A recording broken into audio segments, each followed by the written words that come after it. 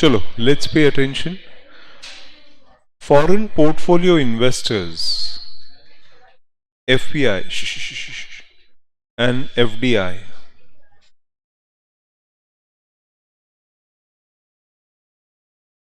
दोनों में फर्क क्या होता है? What are the difference between both of them?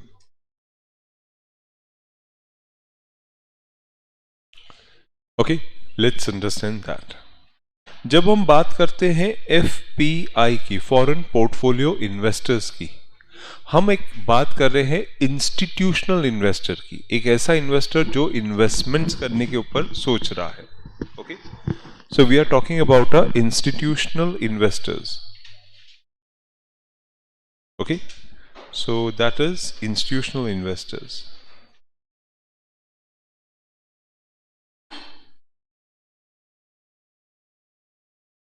सो हम बात कर रहे थे इंस्टीट्यूशनल इन्वेस्टर्स की.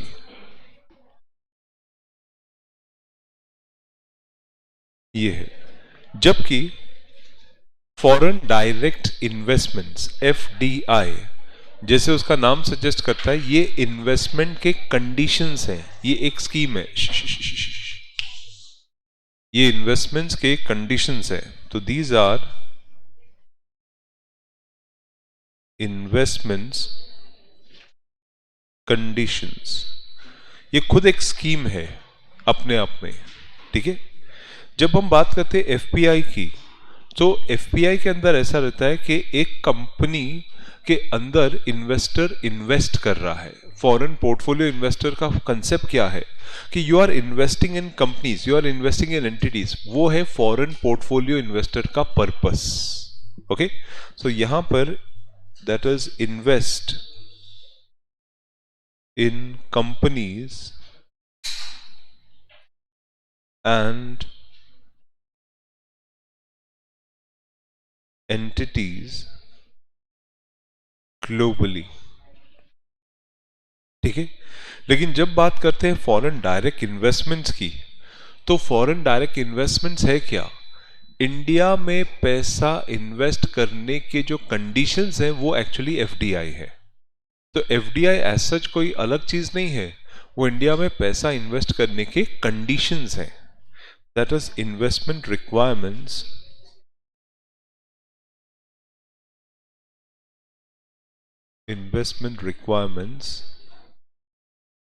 in Indian company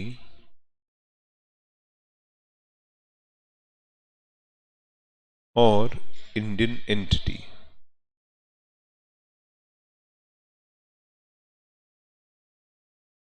ठीक है, सो ये इन्वेस्टमेंट्स रिक्वायरमेंट है. जहां तक हम बात करें फॉरेन पोर्टफोलियो इन्वेस्टर्स की, वो सबसे लीस्ट कंट्रोल एंटिटी है, सबसे लीस्ट कंट्रोल एंटिटी है. सो they are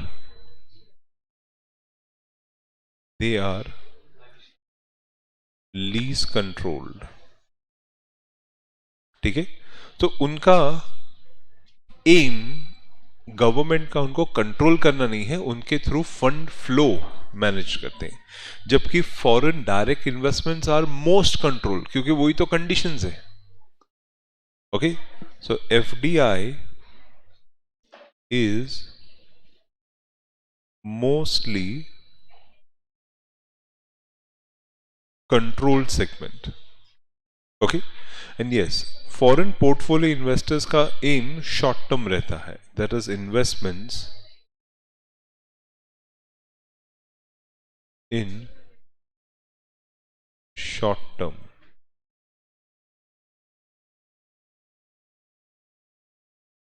Okay, investments in short term. जबकि यहां पर investments is for long term nature. So FPI का इन्वेस्टमेंट शॉर्ट टर्म रहता है, जबकि फॉरेन पोर्टफोलियो का इन्वेस्टमेंट लॉन्ग टर्म नेचर का रहता है.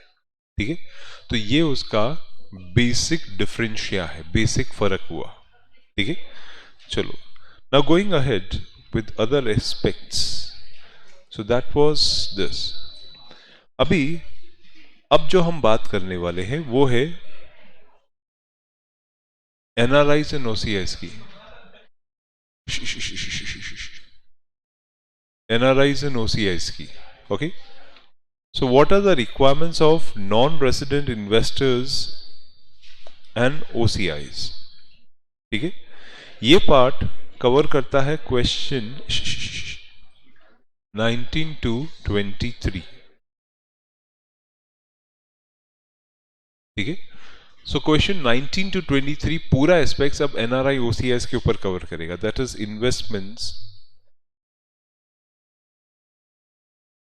Investments by NRIs and OCIs, including PIOs. ठीक है. NRIs का मतलब आपको मालूम ही है. NRI is a non resident Indian. OCI का मतलब आपको मालूम ही है. Overseas citizen. overseas citizen of India.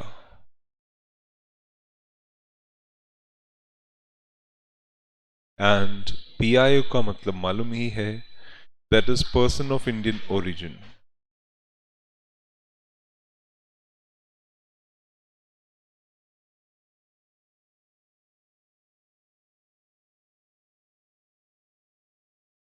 Okay.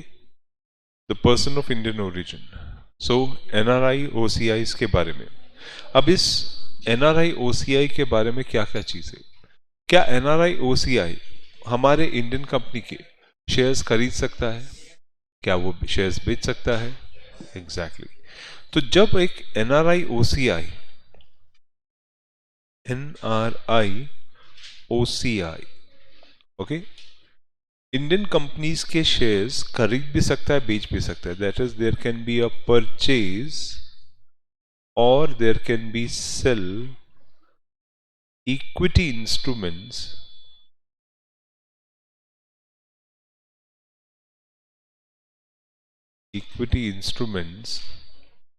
of Indian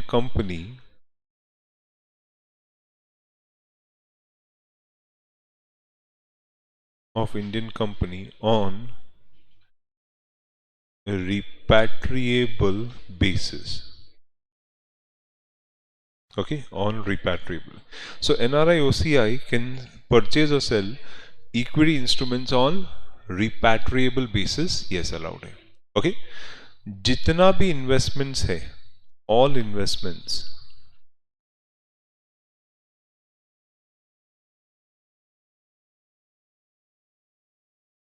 okay, सारा का सारा इन्वेस्टमेंट्स हम लोग ऑथराइज डीलर के थ्रू ही करेंगे.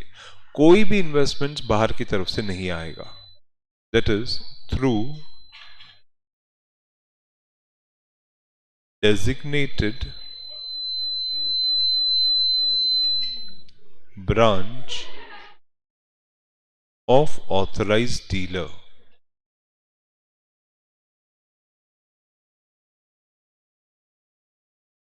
That is called AD Bank. So सारा का सारा इन्वेस्टमेंट्स ऑथराइज डीलर्स के थ्रू ही होता है. पूरा investments authorise dealers AD bank के थ्रू, कोई भी एक्स्ट्रा नहीं होता. ओके. उसके साथ साथ इस लिमिट में एक और चीज बोली गई है कि सिंगल NRI या OCI, सिंगल NRI या OCI. ओके. अब ये एक लिमिट कुछ सिमिलरली मिलती जुलती जो पहले लिमिट FPI में थी उसके साथ है. एक NRI या एक OCI एक इंडियन कंपनी का 5% ओन कर सकता है. ओनली 5%. ओके. एक NRI या एक OCI एक इंडियन कंपनी का 5% तक कैपिटल ले सकता है. सो that is the limit which is coming into picture. That is can invest up to 5% of paid up capital of Indian company, of Indian company, ठीक है। सो एक एनआरआई या ओसीआई 5% तक इन्वेस्टमेंट्स कर सकता है। से फॉर एग्जाम्पल अगर हम बात करें सिंगल एनआरआई की, तो और कुछ कंपनीज जैसे इंडियन कंपनी 1, उसमें इसका 2% है, इंडियन कंपनी 2 इसमें इसका 2% है, इंडियन कंपनी 3 इसमें इसका 1% है, इंडियन कंपनी 4 इसमें 3% है। तो क्या सारे इन्वेस्टमेंट्स अपने आप में वैलिड है? आंसर इज यस, क्योंकि हर एक कंपनी में 5% से कम है, बराबर। तो एक इंडियन कंपनी का वो 5% होल्ड कर सकता है, दैट्स इट, उससे ज्यादा नहीं। समझा? अब सारे एनआरआईज मिलाकर, सारे ओसीआईज मिलाकर एक इंडियन कंपनी 10% तक रख सकती है। ओके, सो इंडियन कंपनी के शेयर होल्डिंग पैटर्न में एनआरआई ओसीआई की ग्राफिंग 10%, yes it can be increased to a certain limit, but starting में 10%, so that is the limit. So यहां पर इंडियन कंपनी के बारे में ये बोलते हुए, that is all NRIs,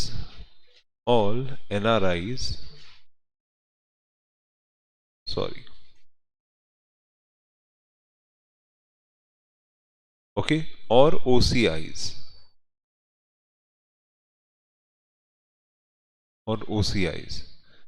okay, in an Indian company,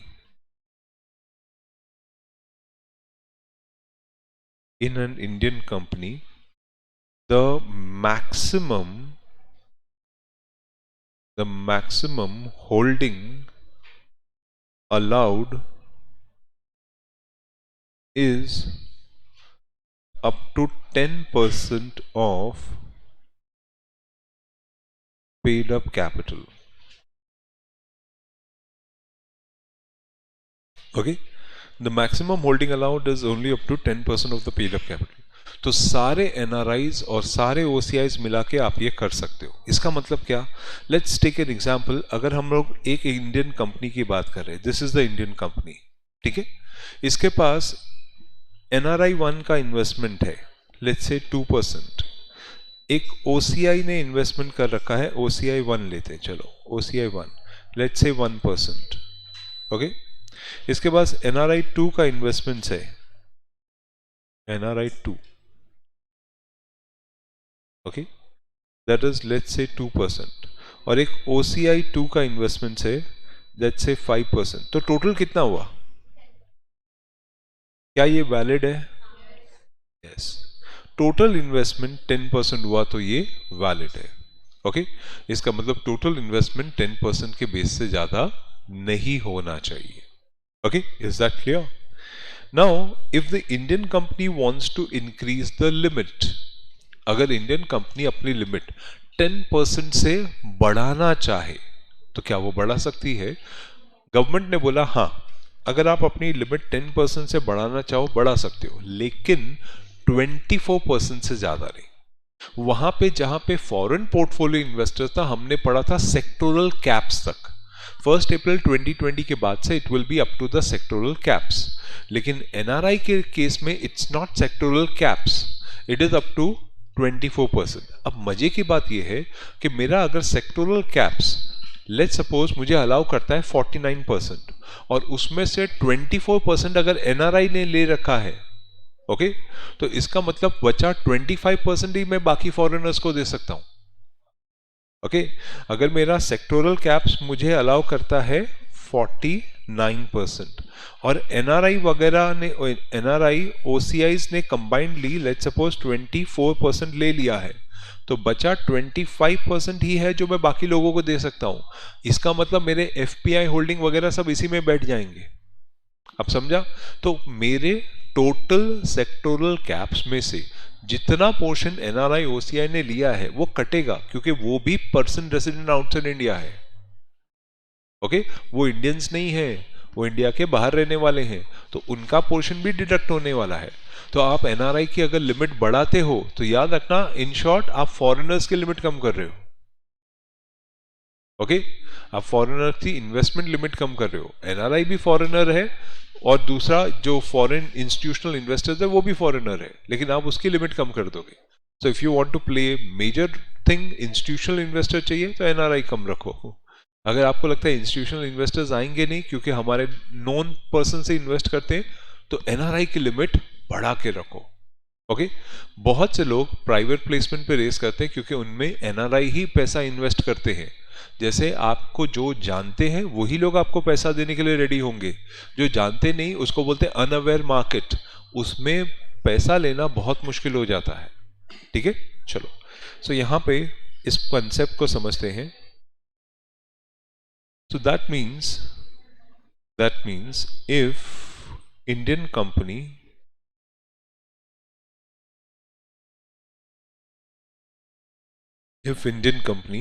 want to increase the limit of 10% to 24%, then okay, so Indian company limits बढ़ाना चाहती है 10% टू 20%। तो क्या क्या चीजों का ध्यान रखने का, एक तो फर्स्ट एज यूजुअल पास बोर्ड रेजोल्यूशन, क्योंकि बिना उसके लिमिट नहीं होगी। तो by passing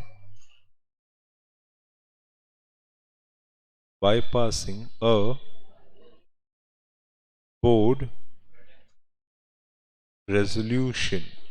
okay, and second कौन सा रेजोल्यूशन था? स्पेशल रेजोल्यूशन जनरल मीटिंग में। तो पास स्पेशल रेजोल्यूशन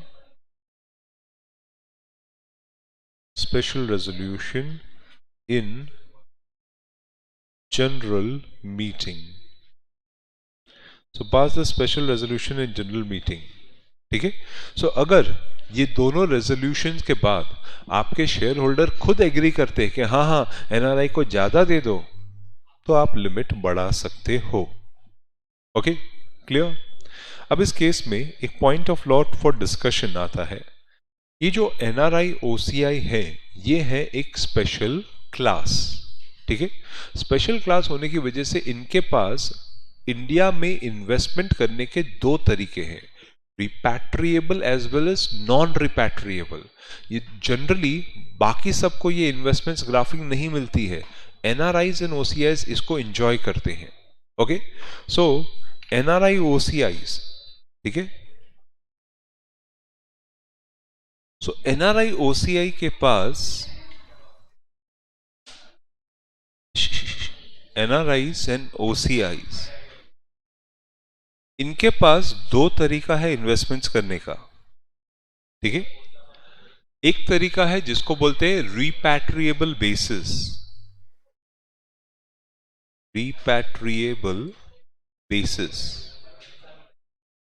और दूसरा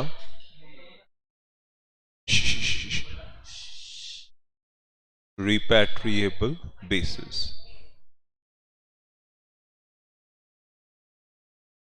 ठीक है, दो तरीके। ठीक है, कई सारे जन, काफी सारे प्रोफेशनल्स जो बाहर आउट देयर मार्केट में प्रैक्टिस करते हैं, एनआरआईज वगैरह ऐसे क्लाइंट्स एंड कस्टमर्स है जो पे you very good amount and उनको काफी सारे कंसल्टेशंस चाहिए। ये जो आप एस्पेक्ट समझ रहे हो, इसमें दो एरिया आपको मिलेगा, एक फेमा, दूसरा इनकम टैक्स। ये दोनों एरिया की अगर क्लैरिटी मिले तो NRIs are giving good amount for these kind of things. बड़ी बड़ी firms including big fours, okay, they are actually looking that NRIs, OCIs and foreign investors को proper services दी जाए। ठीक है, because they actually pay you good amount for that। So NRI, OCI, FEMA के हिसाब से कहाँ पे इन्वेस्टमेंट्स कर सकते हैं on a repatriable basis and कहाँ पे वो नॉन रिपैट्रिएबल पे रखते हैं। ठीक है, रिपैट्रिएबल का मतलब हो गया कि यहां पर NRI will repatriate, that is investors can repatriate Okay, investors can repatriate funds outside India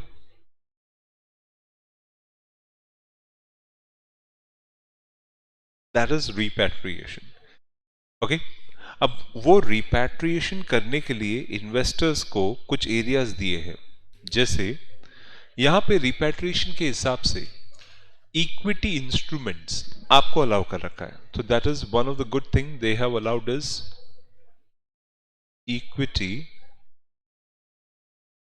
instruments then mutual funds या फिर सीआईएस स्कीम्स में दिए गए यूनिट्स इसमें आप इन्वेस्टमेंट करो ये फंड्स आप इंडिया के बाहर रिपैट्रिएट कर सकते हो ठीक है plus securities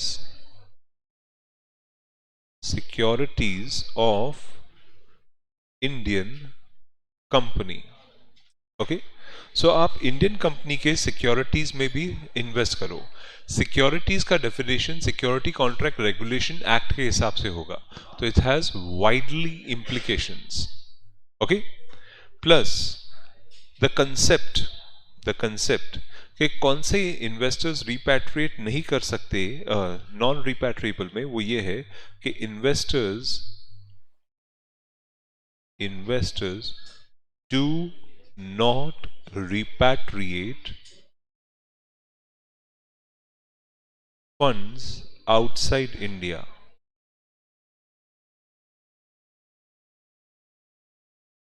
Okay, so investors do not repatriate the funds outside India. Okay, so they do not repatriate the funds outside India. वो है non-repatriable. गवर्नमेंट ने इस ग्राफिंग पे बहुत सारे इंस्ट्रूमेंट्स वैसे रखे हैं जैसे आप इंडियन कंपनी के शेयर्स डिबेंचर्स या किसी भी एरिया में इन्वेस्ट करो चलेगा because now you are not repatriating आप फंड्स लेके नहीं जा रहे हो okay so shares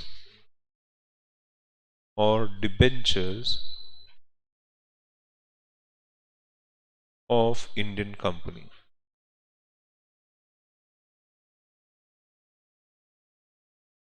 okay then आप रिपैट्रिएट नहीं करते बिकॉज क्या नहीं कर सकते the capital of LLP the capital of limited liability partnership you cannot repatriate and you cannot repatriate the capital of partnership firms वो इंडिया में है इंडिया में रहेगी आप रखो लेकिन यहीं पे पैसा रहेगा so the capital which you invest in partnership firms capital of partnership firms लेकिन इससे एक चीज समझ में आ रही है the avenue towards non repatriation is much higher यानी इस तरफ इन्वेस्टमेंट्स करने का जो रास्ता है वो काफी ज्यादा है okay then you can put the money in proprietorship but yes this money cannot be repatriated proprietorship okay so आप पैसा यहां पे डाल सकते हो पर रिपैट्रिएट नहीं कर सकते ठीक है then startups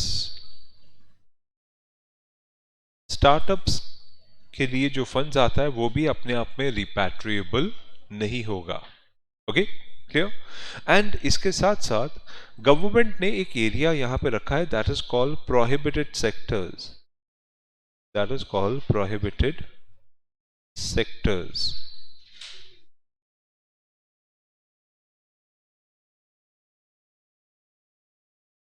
that is NRI और OCI ग्राफिंग के लिए यानी उन लोगों के लिए इन सेक्टर्स में पैसा डालना अलाउड नहीं है so that is called prohibited sectors okay so what are the prohibited sectors okay so agricultural activities की तरफ पैसा अलाउड नहीं किया गया है ओके एग्रीकल्चरल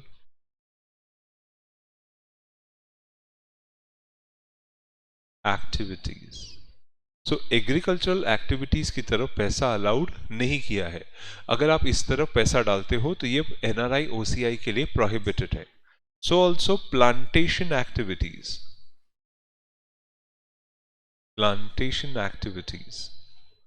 ओके, तो अगर आप प्लांटेशन एक्टिविटीज की तरफ भी पैसा डालते हो वो भी प्रोहिबिटेड है। यहां तक कि प्रिंट मीडिया और अदर मीडिया, प्रिंट मीडिया या फिर अदर मीडिया, ओके, हमारे मीडिया की तरफ भी दिया गया पैसा अलाउड नहीं है। And so also real estate business,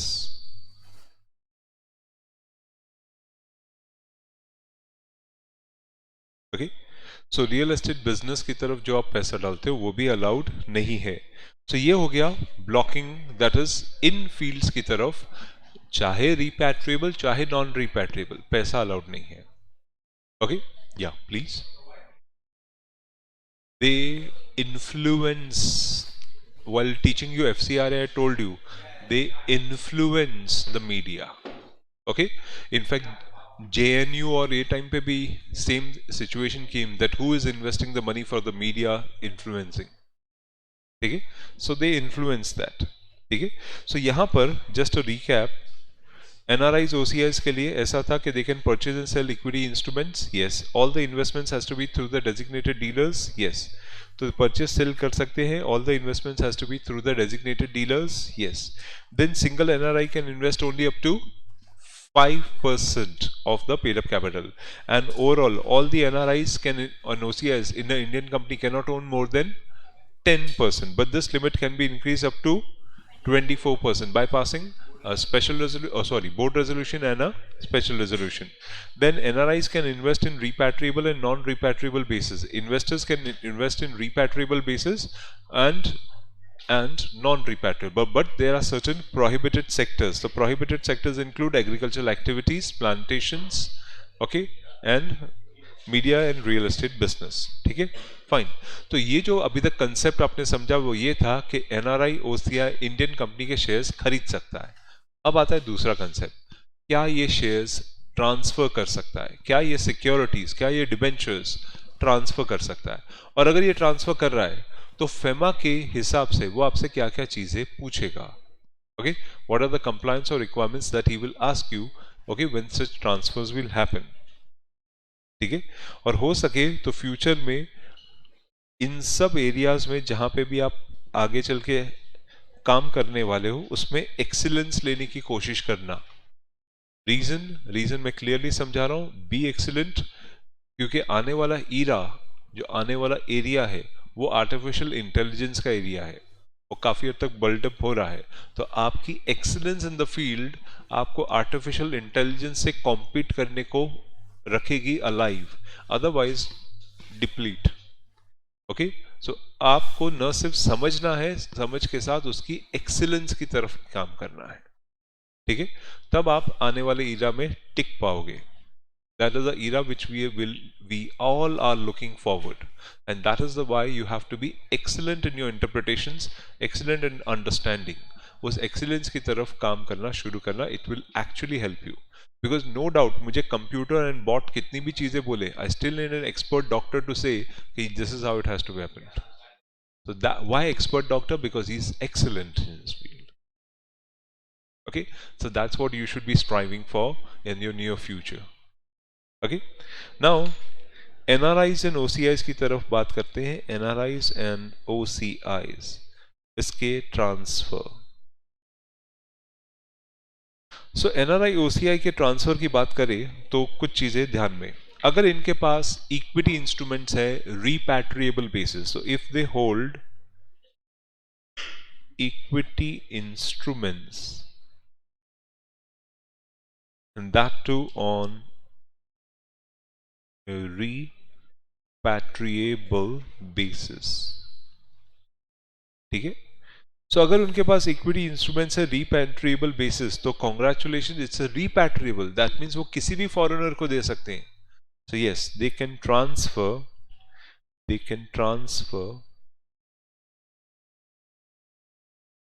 to person resident outside India, okay, और other transfer to PROI is allowed, ऐसे लिख देता हूं, हाँ। So transfer to PROI is allowed, ठीक है, बाय चांस अगर वो गवर्नमेंट अप्रूवल रूट में आते हैं, yes, that means if government approval route is required,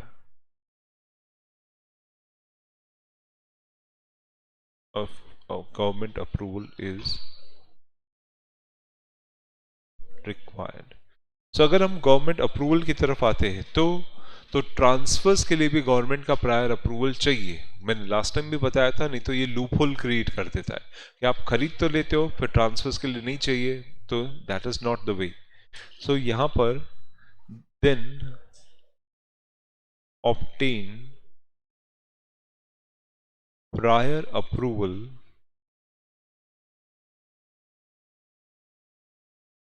of government. So government का भी अप्रूवल चाहिए, that is before transfer.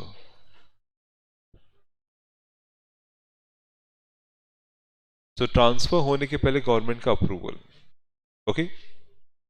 And अब अगर एक एनआरआई की बात करें, एक एनआरआई एक इंडियन कंपनी में कितने परसेंट होल्ड कर सकता है?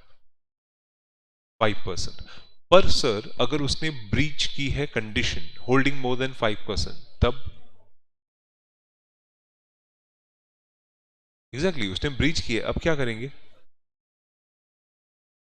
एफपीआई के तो हमने पढ़ लिया था, ब्रीच हुआ 5 ट्रेडिंग डेज में रेक्टिफिकेशन नहीं हुआ, it will be treated as FDI. NRI ने ब्रीच किया है अब, okay.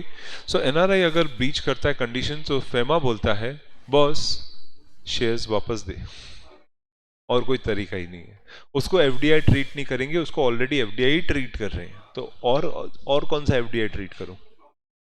Okay, so as a result उसको शेयर्स वापस देने को बोलेंगे। सो यहां पर if NRI OCI holding in breach of individual limits. So if they are holding in the breach of individual limits, तो क्या चीज का ध्यान रखने का? Then in compliance with FEMA rules, then in compliance with FEMA rules,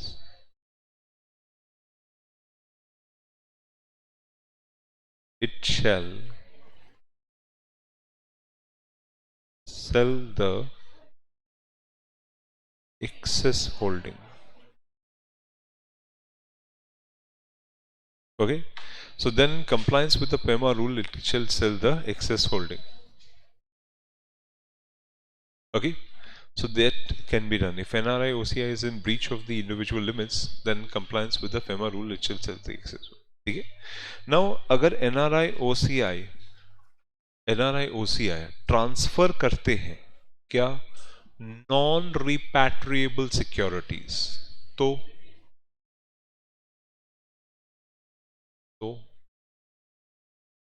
exactly क्योंकि वही चीज दिमाग में आती है कि अगर वो नॉन रिपैट्रिएबल देते तो क्या? सो NRIs OCIs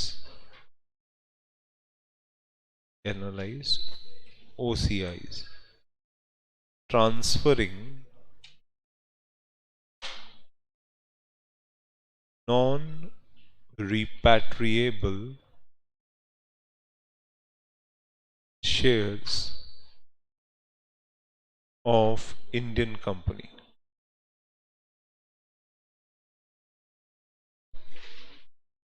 to PROI. Okay? अगर NRI OCI non repatriable shares transfer करते तो PROI, तो बेसिकली जो हमारे 6-7 कंडीशंस थे वो चीजें कंप्लाई करनी पड़ेगी। Okay, so it will be subject to certain conditions. क्या? वही अपना एंट्री रूट्स, दूसरा था सेक्टोरल कैप्स, सेक्टोरल कैप्स, तीसरा था pricing guidelines,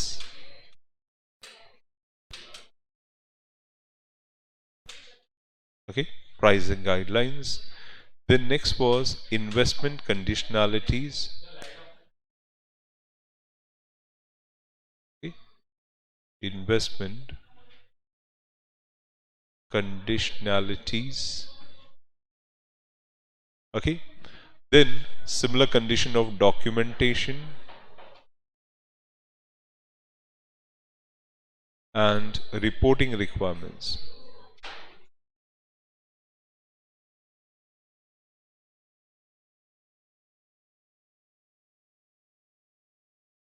Okay, reporting requirements. So NRI OCI transferring non-repatriable shares to the Indian companies. तो ये सारी चीजें चार्ज हो सकती है, ठीक है, क्लियर। अभी NRI OCI अगर अपने शेयर्स को गिफ्ट करते हैं तो क्या होगा, ओके, नहीं कमोलिका, पेनल्टी नहीं लगता है, सिर्फ उनको अपनी एक्सेस होल्डिंग वापस करनी है। अगर एक्सेस होल्डिंग वापस करने का ड्यूरेशन में भी वापस नहीं हुआ तब पेनल्टी लगता है, ओके, तब तक पेनल्टी नहीं लगता, ठीक है। अच्छा, एनआरआई ओसीआई के शेयर्स वो लोग गिफ्ट करते हैं, तो let's see this, that is NRI and OCIs, they are doing gift of shares, और ये गिफ्ट चल रहा है to any PROI, to any NRI, to any OCI। तो NRI OCI अगर गिफ्ट करते हैं शेयर्स टू एनी PROI और समबडी, तो क्या क्या चीजें ध्यान रखने का, ठीक है।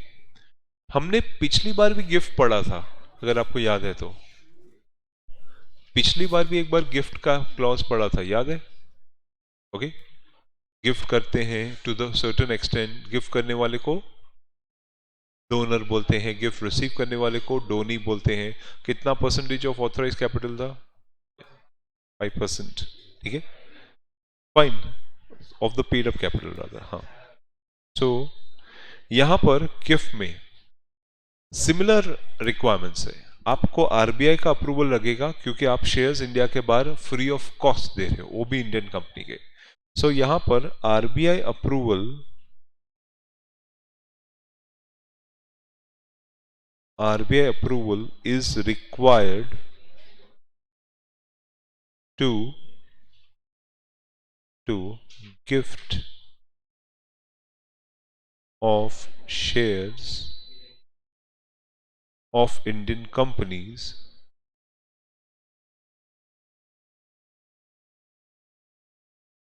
to gift of shares of Indian companies to PROI, NRI या OCI, okay, subject to, ठीक है। सो कुछ चीजें यहां पे ध्यान रखनी पड़ेगी गिफ्ट करते समय। एक, जिसको गिफ्ट मिल रहा है उसको क्या बोलते हैं, डोनी। तो डोनी एलिजिबल पर्सन होना चाहिए, okay, donee is eligible person. Eligible person होने का मतलब कॉम्पिटेंट टू कॉन्ट्रैक्ट तो है ही, पर वो पाकिस्तान बांग्लादेश से नहीं होना चाहिए या फिर प्रोहिबिटेड नेशन से नहीं आना चाहिए, वो भी चीज ध्यान रखनी है। तो donee should be eligible person.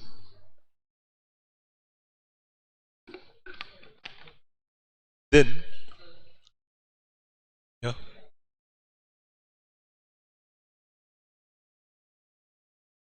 Because Bangladesh Pakistan के साथ हमारे जो टर्म्स सेटल्ड हुए हैं उसमें उन्होंने भी हमको रिस्ट्रिक्ट किया हुआ है, तो हमने रेसिप्रोकेट किया हुआ है।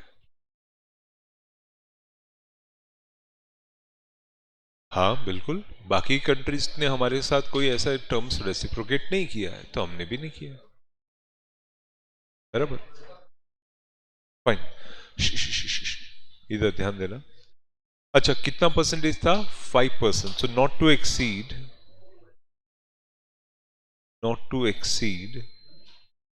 5% of paid up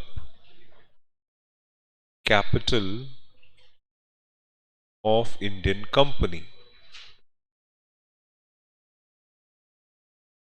ठीक है, सो 5% से ज्यादा एक्सीड नहीं करना चाहिए. And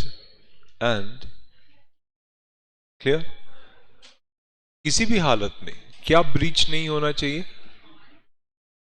sectoral caps. So sectoral caps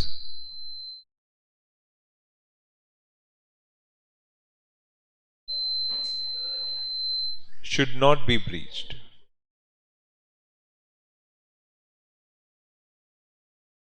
Sectoral caps should not be breached. Okay, and donor और donee क्या होने चाहिए? Relatives. The donor and donee,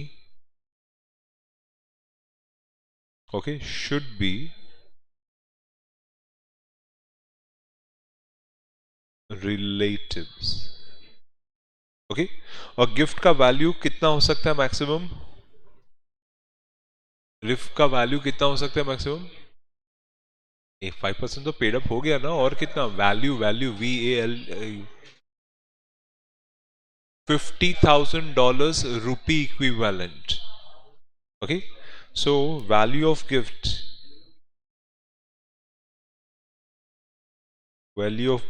that will be rupee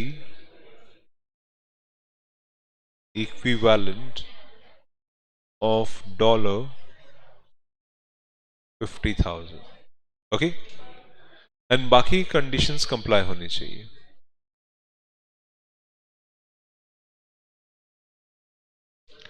As prescribed.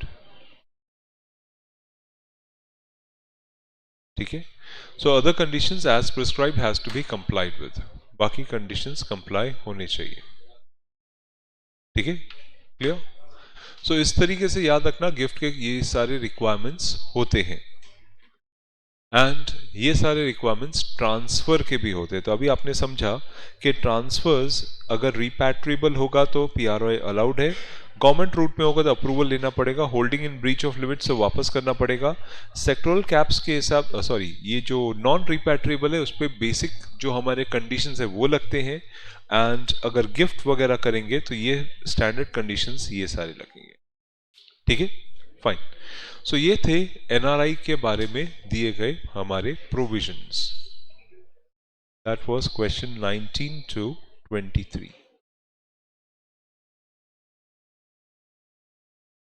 Okay, चलो अब बात करते हैं क्वेश्चन 24 पे. अगर इंडियन स्टार्टअप में FDI आएगा तो क्या? ओके, सो कंपनी है इंडिया की, कंपनी ने स्टार्टअप बिजनेस डाला है, उसमें FDI आ रहा है. So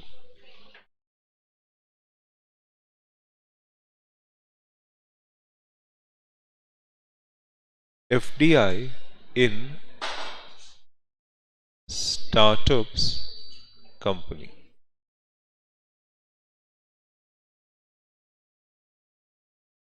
okay, so FDI in the startup companies. तो इसमें क्या क्या चीजों में ध्यान रखने का?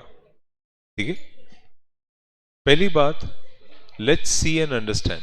एक स्टार्टअप इंडियन कंपनी है, स्टार्टअप इंडियन कंपनी. ठीक है, ये स्टार्टअप कंपनी के बारे में आप काफी सारी चीजें एक सब्जेक्ट में पढ़ोगे, that is called setting up of business. What is the startup company, what is the Udyam certifications, okay, what is the requirement of that certifications. वो सब सर्टिफिकेशन लेके आप एक स्टार्टअप बनाते हो, MSME रजिस्टर्ड कर सकते हो, और स्टार्टअप को आप स्टार्टअप के नेचर में इन्वेस्ट करोगे तो गवर्नमेंट से सब्सिडीज भी मिलती है. ये सब चीजें आप स्टार्टअप के बारे में समझते हो. अब अगर एक स्टार्टअप कंपनी को इंडिया के बाहर से मिल रहा है पैसा, ओके, तो पैसा लेने के लिए स्टार्टअप को कुछ चीजें क्लियर करनी पड़ती है. पहला कि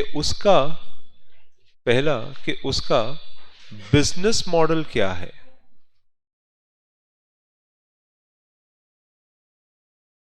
बिजनेस मॉडल क्या है, किस एरिया में कैसा बिजनेस करता है, और दूसरा उसका फिजिबिलिटी रिपोर्ट कैसा है, the viability of making the investments,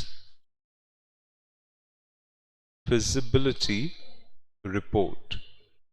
तो उसका बिजनेस मॉडल क्या है and what are the feasibility report, ये देखने के बाद इन्वेस्टमेंट्स आता है।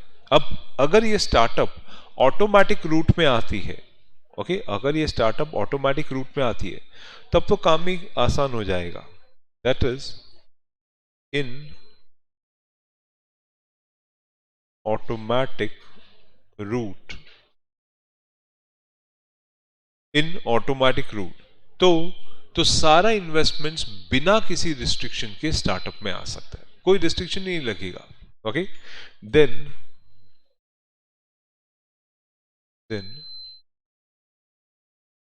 investments allowed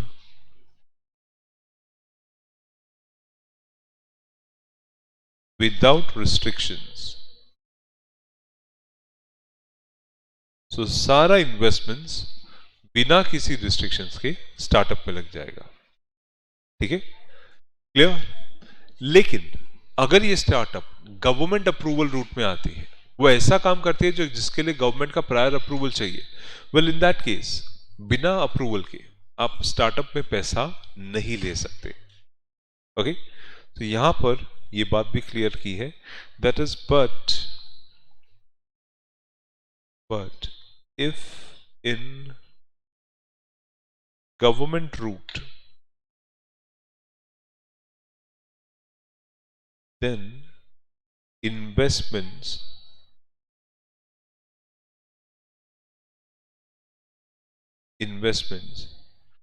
are allowed with permission of government or with prior permission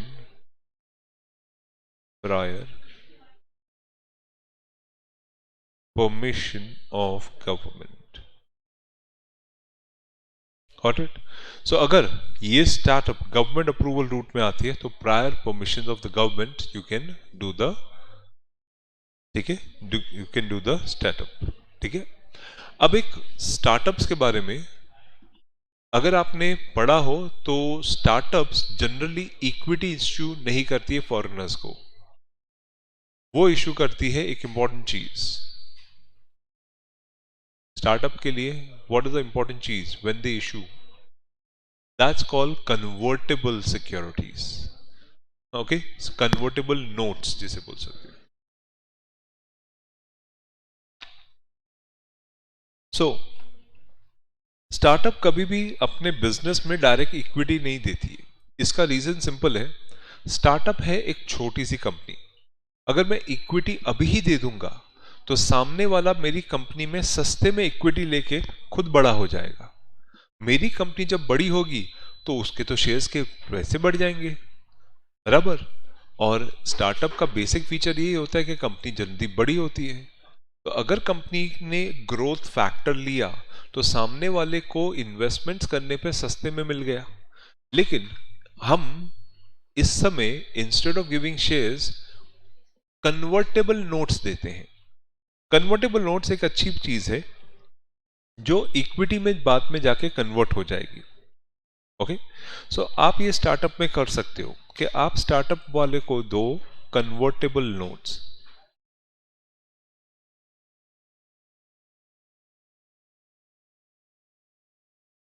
okay, ये convertible notes are converted into equity at a future date. Okay, they are converted into equity at future date।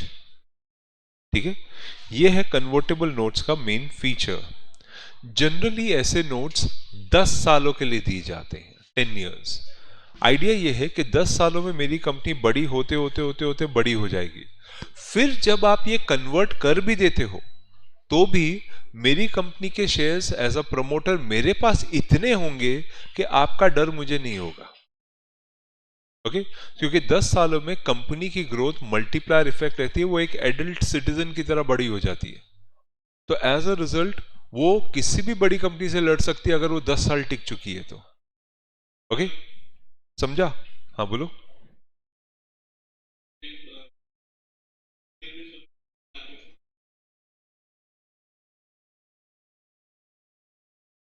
सो यहां पर convertible notes issue होते हैं generally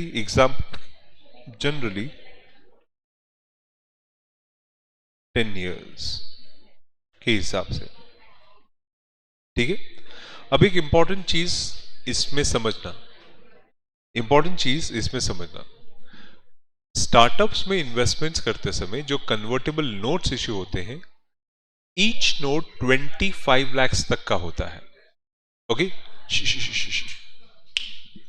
each note 25 lakhs का होता है।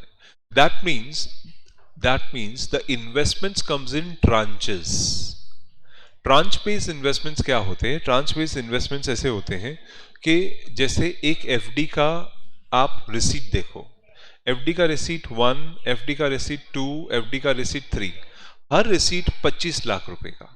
तो अगर किसी ने 1 करोड़ भी लगाया हो तो 25 25 25 करके देते हैं। ऐसे होते हैं ट्रांचेस। ट्रांच मतलब a gap of a time. Okay, tranche मतलब a gap of a time. तो उस टाइम फैक्टर के हिसाब से इनकी मेच्योरिटी आती है। समझा? सो यहां पर इक्विटी इन्वेस्टमेंट्स कन्वर्टेबल नोट में तो आते हैं, is of rupees 25 lakh in a single tranche. ठीक है, and they can be converted into equity. Yes, so this thing convert into equity on maturity. So yes, they can be converted into equity. Okay, और इस case में any kind of sale, any kind of transfer, okay, of convertible notes,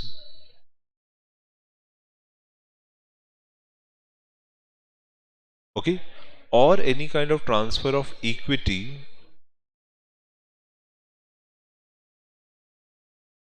is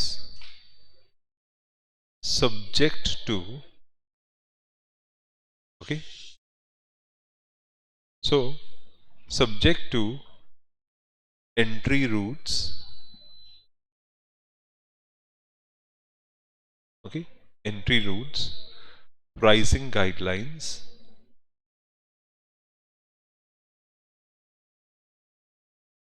and sectoral caps.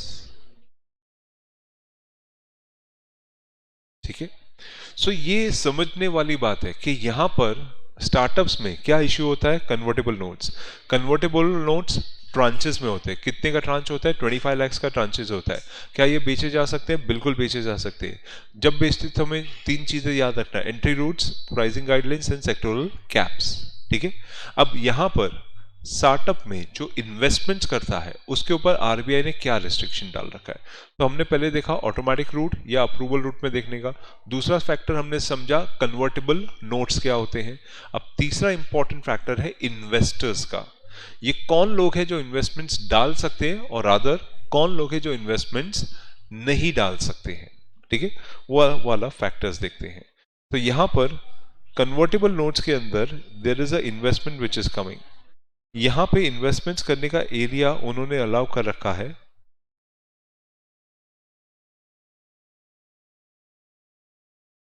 Investments. ये investments करने के लिए कोई भी foreign investor जो PROI है इन्वेस्ट कर सकता है। So you can have a foreign investor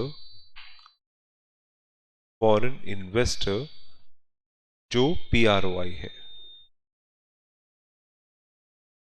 जो PROI है। ठीक है, अब इसमें बहुत ही इंपॉर्टेंट पॉइंट ये बोला है, ये जो फॉरेन इन्वेस्टर्स हैं जो PROI है, इसमें से पाकिस्तान और बांग्लादेश का कोई भी सिटीजन या एंटिटी नहीं होनी चाहिए। ओके, ये पॉइंट एकदम क्लियर कर दिया गया है, that is not to include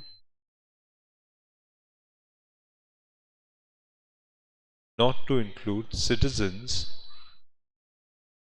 or entities of Pakistan और बांग्लादेश। ठीक है, सो पाकिस्तान और बांग्लादेश के सिटीजन्स या एंटिटी इंक्लूड नहीं होने चाहिए। ओके, और दूसरी इंपॉर्टेंट पॉइंट, क्योंकि स्टार्टअप है, फॉरेनर इतनी आसानी से पैसा डालेगा नहीं। Why? Because you are not a very well known company. आप कोई टाटा कंपनी हो, बिरला कंपनी हो, बहुत बड़ी कंपनी हो, ऐसा तो कुछ है नहीं।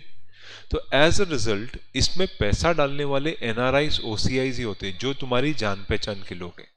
ठीक है, तो अब आया आरबीआई का दूसरा कैच।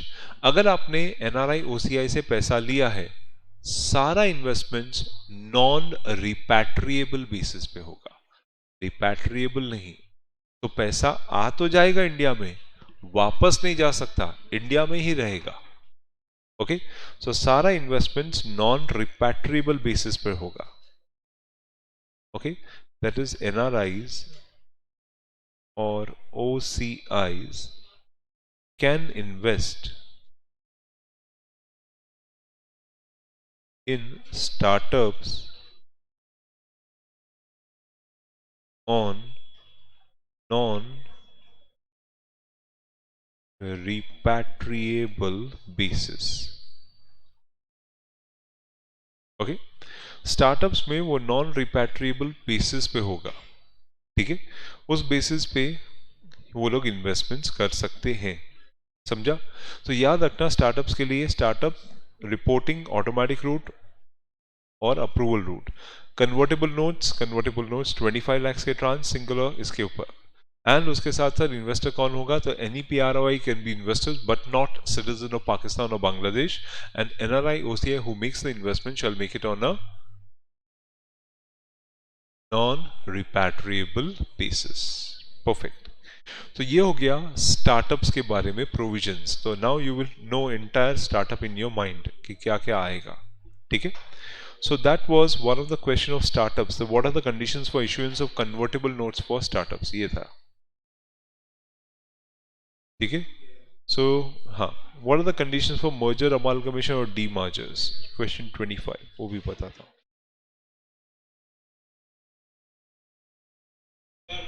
बोलो।